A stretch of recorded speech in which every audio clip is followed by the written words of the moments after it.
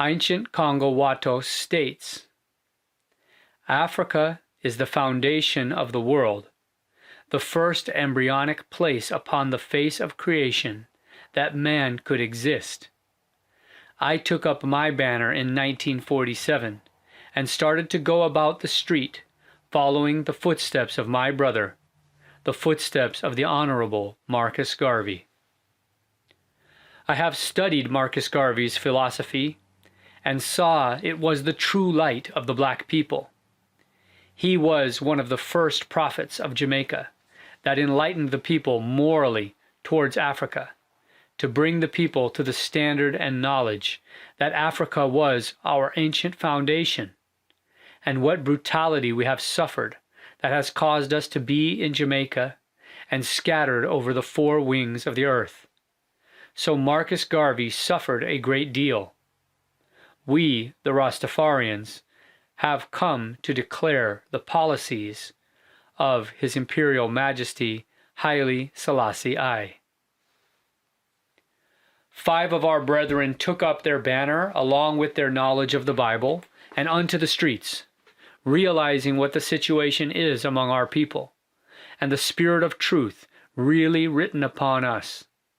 As youth, we called ourselves the Youth Black Faith, because in the early days we used to receive pamphlets about Ethiopia from Sylvia Pankhurst, an English woman who used to be the right hand to His Majesty's palace.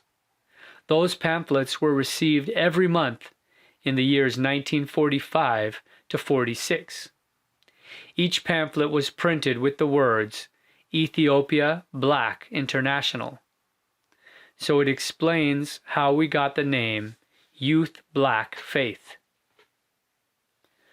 During those periods on the streets, we suffered police brutality and imprisonment. In those days, we could not wear red, gold, and green buttons. The emblem had to be wrapped very neatly so that no one could see it. If a man wore locks on his head, he was scorned, so no one respected him. No one looked on him. Those whom you were acquainted with put you aside instantly.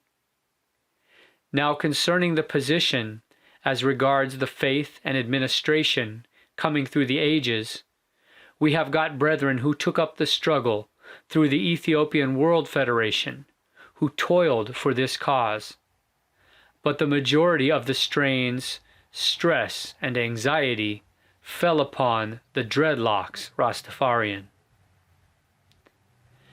Now today we see that the dreadlocks, brothers and sisters, are spread over the earth by the power of the Almighty.